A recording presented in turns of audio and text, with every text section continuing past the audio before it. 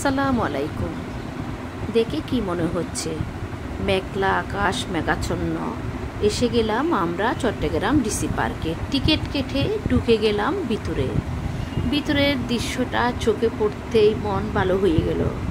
হালকা রোদের আলোয় আলোকিত পুরো দৃশ্যটা। এখানে বিশুদ্ধ খাবার পানি। এদিকে ঘুরে দেখলাম বাচ্চাদের কিছু রাইড রয়েছে। সামনে বিশাল এক লেক। লেকের চারদিকে বিনোদনের ব্যবস্থা।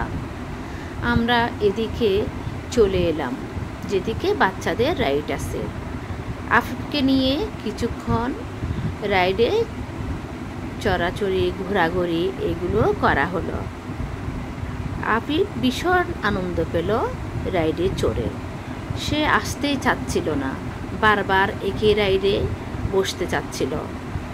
রাইড বিনোদন শেষে আমরা এগিয়ে গেলাম সামনের দিকে, কারণ এই বিশাল লেকের চারদিকে ঘুরলে আমরা ওই পারে চলে যেতে পারবো। ওই পারে ঘুরে আবার এই পারে আসতে পারবো। যেতে যেতে দেখলাম ওমা কি সুন্দর পুঁইশাক, কি সুন্দর কাশফুল, ছোটো ছোটো দুর্বাঘাসে ভরা। দৃশ্যগুলো অসাধারণ।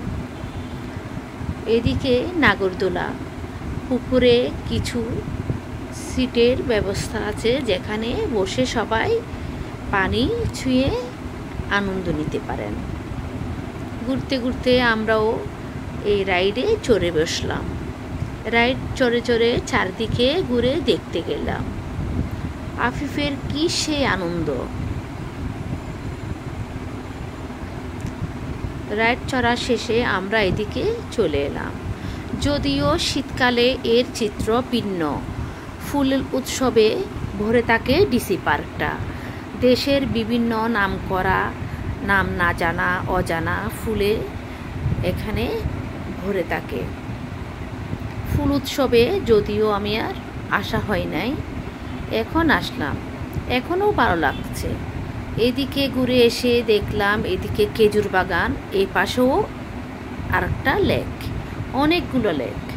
এখানে বুটে চড়ার ব্যবস্থাও রয়েছে। আমরা বুটে চড়ার জন্য বুটে উঠে গেলাম। খুব সুন্দর ব্যবস্থা ছিল। বুট চড়ে এসে দেখলাম সন্ধ্যা হয়েছে। সন্ধ্যা হয়ে এসেছে, এখন যাবার পালা। কিন্তু যাওয়ার আগে কি সুন্দর দৃশ্য, যেন শিল্পীর আঁকা কোনো ছবি। আমরা বসে পড়লাম নাস্তা করার জন্য। নাস্তা খেলাম, কফি খেলাম এই রেস্টুরেন্ট থেকে। তারপর আমরা ফিরে আসলাম বিনোদন করে। আনন্দে কাটলো দিন, আলহামদুলিল্লাহ।